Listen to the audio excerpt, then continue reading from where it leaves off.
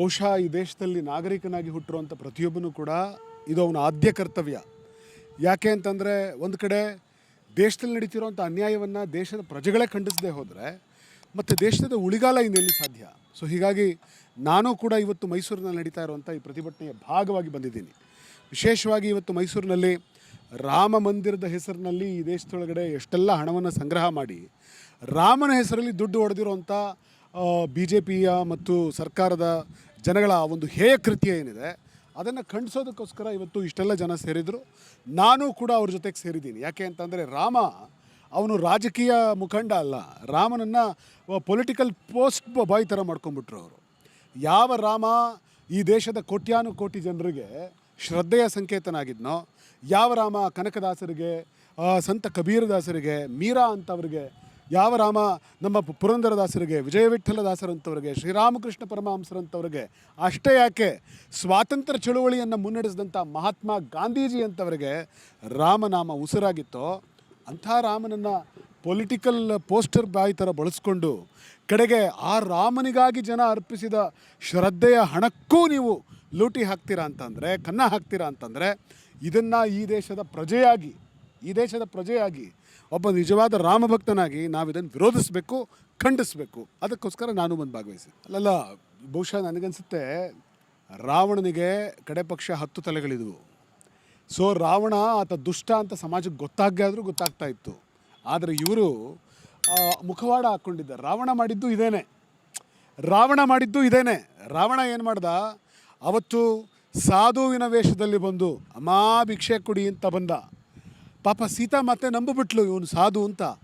ಸೀತಾಮಾತೆ ಇವನು ಸಾಧು ಅಂತ ನಂಬಿ ಅವಳು ಆ ಲಕ್ಷ್ಮಣ ಹಾಕಿದಂಥ ಗೆರೆಯನ್ನು ಸೀತಮ್ಮ ದಾಟಿದರ ಕಾರಣಕ್ಕೋಸ್ಕರ ಕಡೆಗೆ ಆ ಸೀತಮ್ಮನನ್ನೇ ಅಪಹರಿಸ್ಕೊಂಡು ಆತ ರಾಮನನ್ನು ಎಷ್ಟೆಲ್ಲ ಕಷ್ಟ ಕೊಟ್ಟು, ಎಷ್ಟೆಲ್ಲ ಹಿಂಸೆ ಕೊಟ್ಟು ಪೀಡಿಸಿ ಒಂದು ರಾಮಾಯಣ ಸೃಷ್ಟಿಯಾಗೋದಕ್ಕೆ ಕಾರಣ ಆಯಿತು.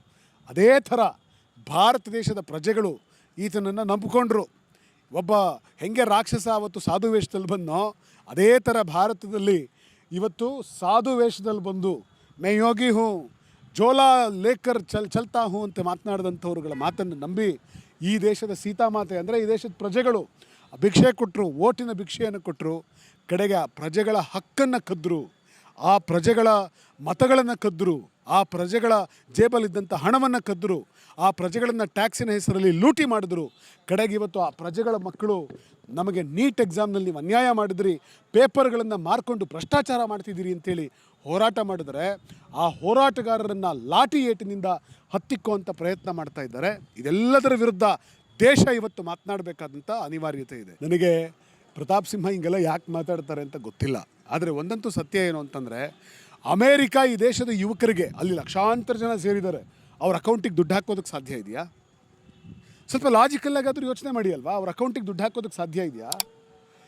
ಇವರು ಕಡೆಗೆ ಇನ್ನೂ ಒಂದು ಮಾತು ಹೇಳ್ತಾರೆ, ಅವ್ರು ವಿದ್ಯಾರ್ಥಿಗಳೇ ಅಲ್ಲ, ಸ್ಟೂಡೆಂಟ್ಸೇ ಅಲ್ಲ. ನೀವು ದೇಶಭಕ್ತರ ಅಲ್ವಾ ಸರ್ಟಿಫಿಕೇಟ್ BJP ಯಾವನು ಕೇಳಿದ್ದಾನೆ? ಇವ್ರು ಸ್ಟೂಡೆಂಟ ಅಲ್ವಾ BJP ಸರ್ಟಿಫಿಕೇಟ್ ಯಾವನು ಕೇಳಿದ್ದಾನೆ? ಆದರೆ ಇಡೀ ದೇಶ ಕೇಳ್ತಾ ಇದೆ. ಅಲ್ಲಿ ಸಿವಿಲ್ ಡ್ರೆಸ್ಗಳಲ್ಲಿ ಲಾಠಿ ಚಾರ್ಜ್ ಮಾಡಿದ್ರಲ್ಲ ವಿದ್ಯಾರ್ಥಿಗಳ ಮೇಲೆ, ಜೀನ್ಸ್ ಪ್ಯಾಂಟು ಟೀ ಶರ್ಟು ಹಾಕ್ಕೊಂಡು ಹೆಲ್ಮೆಟ್ ಹಾಕ್ಕೊಂಡು ಬಂದು ಹುಡುಗರನ್ನ ಹೊಡಿತಾ ಇದ್ರಲ್ಲ, ಅವ್ರು ಪೊಲೀಸರಾ? ಅವ್ರಿಗೆ ಸರ್ಟಿಫಿಕೇಟ್ ಇದೆಯಾ? ಪೊಲೀಸ್ ಯೂನಿಫಾರ್ಮ್ ಕಾಣುತ್ತೆ, ಅಲ್ಲಿ ಹೋಗಿ ಕೇಳಿದ್ರೆ ಆ ಪೊಲೀಸ್ ಬ್ಯಾಡ್ಜೇ ಇಲ್ಲ, ಅವನ ಹೆಸರಿನ ಬ್ಯಾಡ್ಜೇ ಇಲ್ಲ. ಎಲ್ಲಿ ನೀನು ಬ್ಯಾಡ್ಜು ಅಂತ ಕೇಳಿದ ತಕ್ಷಣ ಆ ಹುಡುಗರು ಮೈಕ್ ಇಟ್ಕೊಂಡು ಎಲ್ಲಿ ನೀನು ಬ್ಯಾಡ್ಜು, ನೀನು ಪೊಲೀಸಾ ಅಂತ ಕೇಳಿದ್ರೆ ಮುಖ ಮುಚ್ಕೊಂಡು ಓಡೋಗ್ತಿದ್ದಾನಲ್ಲ. ನಾವು ಅವ್ರ ಸರ್ಟಿಫಿಕೇಟ್ ಕೇಳಬೇಕಾಗಿದೆ. ಇವರು ವಿದ್ಯಾರ್ಥಿಗಳ ಅಂತ ಸರ್ಟಿಫಿಕೇಟ್ ಕೇಳೋದಲ್ಲ. ಬದಲಿಗೆ ಈ ದೇಶದ ಸಂವಿಧಾನವನ್ನು, ವಿದ್ಯಾರ್ಥಿಗಳ ಬದುಕನ್ನು ಕಾಯಬೇಕಾಗಿದ್ದಂಥ, ಪ್ರಜೆಗಳ ಹಕ್ಕುಗಳನ್ನು ಕಾಯುವುದಕ್ಕಾಗಿ ನಿರ್ಮಾಣ ಆಗಿದ್ದಂಥ ಪೊಲೀಸ್ ಸಂಸ್ಥೆಯನ್ನು ಬಳಸ್ಕೊಂಡು ಅವರ ಹೆಸರಲ್ಲಿ ಗೂಂಡಾಗಳನ್ನು ಸರ್ಕಾರವೇ ಬಿಟ್ಟು ಇವತ್ತು ವಿದ್ಯಾರ್ಥಿಗಳ ಮೇಲೆ ಆಕ್ರಮಣ ಮಾಡ್ತಾ ಇದೆಯಲ್ಲ. ನಾವು ಯಾವ ಕಾಲಮಾನದಲ್ಲಿದ್ದೀವಿ? ಇಡೀ ಜಗತ್ತು, ಕುವೆಂಪು ಹೇಳಿದ್ರು ರೀ, ಮೈಸೂರು ಕುವೆಂಪು ನಡೆದಾಡಿದಂಥ ನೆಲ ಇದು. ಗುಡಿ ಚರ್ಚು ಮಸೀದಿಗಳ ಬಿಟ್ಟು ಹೊರಬನ್ನಿ, ಬಡತನವ ಬುಡಮಟ್ಟ ಕೀಳ ಬನ್ನಿ, ಮೌಢ್ಯತೆಯ ಮಾರಿಯನ್ನು ಹೊರದೂಡಲೈ ತನ್ನಿ, ವಿಜ್ಞಾನ ದೀವಿಗೆಯ ಹಿಡಿಯ ಬನ್ನಿ ಅಂತ ಕರೆ ಕೊಟ್ಟರಲ್ಲ ಕುವೆಂಪು. ಆ ಕುವೆಂಪು ನಡೆದಾಡಿದ ನೆಲ ಸರ್ ಇದು. ಇಲ್ಲಿ ನಿಂತ್ಕೊಂಡು ಯಾಕೆ ಸುಳ್ಳು ಹೇಳ್ತೀರಿ? ವೈ ಯು ಸ್ಪೀಕ್ ಲೈ? ಮೈಸೂರಿನ ಜನರನ್ನು ನಾನು ಕೇಳ್ಕೊತೀನಿ. ವಿದ್ಯಾರ್ಥಿಗಳು ಹೋರಾಟ ಮಾಡ್ತಾ ಇದ್ದಾರೆ ದೆಹಲಿಯಲ್ಲಿ.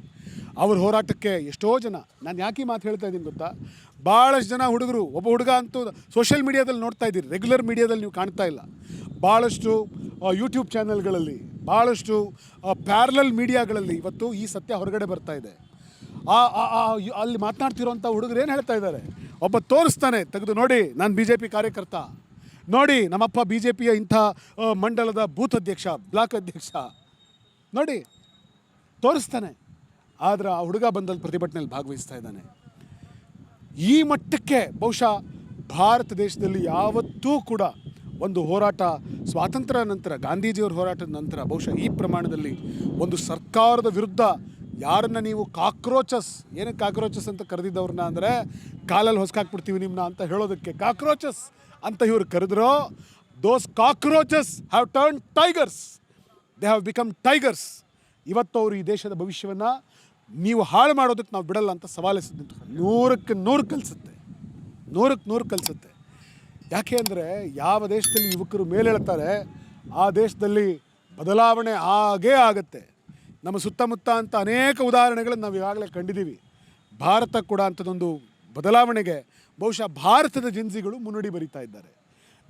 ನಾನು ಇಷ್ಟೆಲ್ಲ ಆದಮೇಲೆ ಬಿ ಜೆ ಪಿಯವರಿಗೆ ಮತ್ತು ಈ ದೇಶದ ಪ್ರಧಾನಮಂತ್ರಿಗಳಿಗೆ ಧನ್ಯವಾದ ಹೇಳಲಿಕ್ಕೆ ಬಯಸ್ತೀನಿ. ಯಾಕೆ ಅಂತಂದರೆ ಅವ್ರು ಇಷ್ಟು ದಿವಸ ಭಾರತವನ್ನು ಜಾತಿ ಹೆಸರಲ್ಲಿ, ಧರ್ಮದ ಹೆಸರಲ್ಲಿ, ದೇಶದ ಹೆಸರಲ್ಲಿ, ಭಾಷೆಯ ಹೆಸರಲ್ಲಿ ಹೊಡಿತಾ ಇದ್ದರು. In the name of caste, creed, religion, god, language, they use to divide this country. But today ಅವರ ದರ್ಪದಿಂದ, ದೌರ್ಜನ್ಯದಿಂದ ಕಂಟ್ರಿ ಗಾಟ್ ಯುನೈಟೆಡ್. ಇಡೀ ಭಾರತ ಒಟ್ಟಾಯಿತು. ಜಾತಿ, ಧರ್ಮ, ಮತಪಂಥಗಳನ್ನು ಬಿಟ್ಟು ದೇಶ ಒಂದಾಗಿದೆ. ಈ ದೇಶ ನಿಜವಾಗಿಯೂ ಕೂಡ ತನ್ನ ಸಾಮರ್ಥ್ಯ ಏನು ಅಂತ, ಆಳ್ತಾ ಇರುವಂಥ ದರ್ಪದ ದುರಹಂಕಾರಿಗಳಿಗೆ ತನ್ನ ಶಕ್ತಿ ಏನು ಅಂತ ತೋರಿಸುತ್ತೆ ಯುವಕರ ಮೂಲಕ.